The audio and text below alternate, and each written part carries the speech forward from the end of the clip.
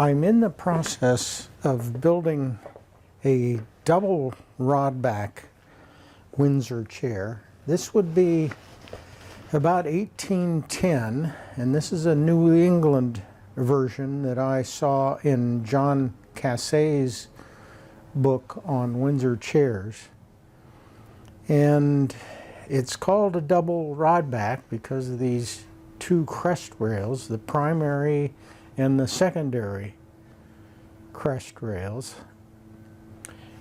And this particular, I haven't done any shaping of the seat yet, but I have completed the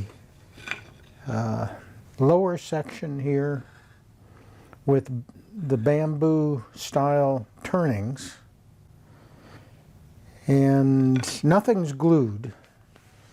And I've already done three of the spindles. These three spindles go all the way through the secondary rod and also into the top rod here.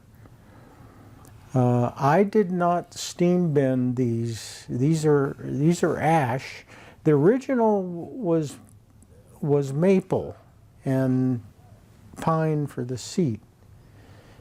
But I have quite a bit of local ash, and I found a part of the ash that had a curve in the grain. Not as much, but I think enough that I got away with it without steam bending.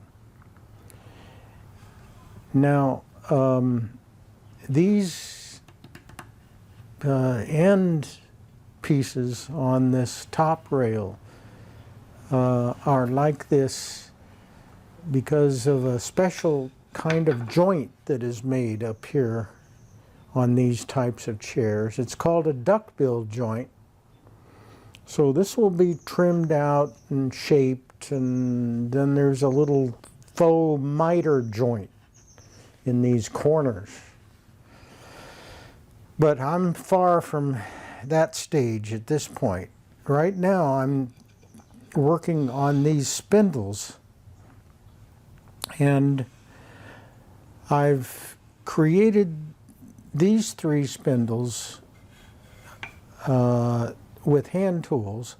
I did use the lathe to make the bottom tenon that fit into the seat, but that's the only thing that I did on the lathe. Now, here's the four other spindles that I need, and they do not protrude through. Oh, they go through, but they don't go on up to the top rail. So these are going to be shorter. I've already turned the tenon that goes into the seat, and so these will go in like this.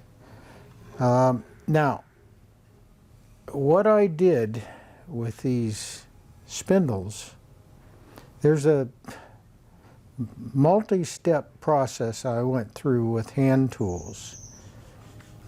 Spoke shaves, draw knives, hand planes, files, and scraper blades. That's what I used to create these spindles. And these are the rough four spindles that I've done.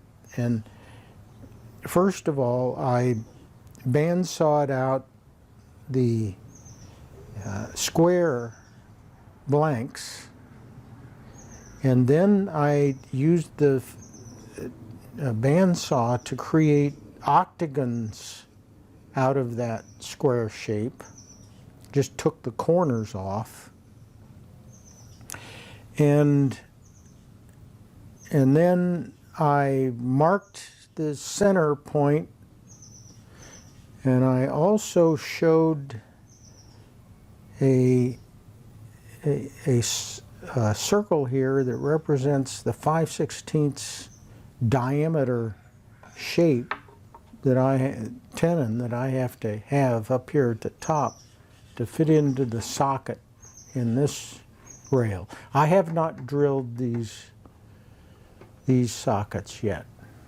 5/16 diameter.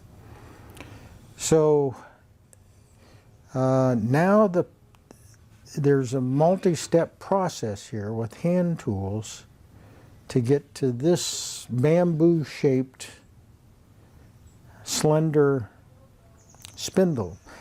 And I want to go through those steps in several following videos.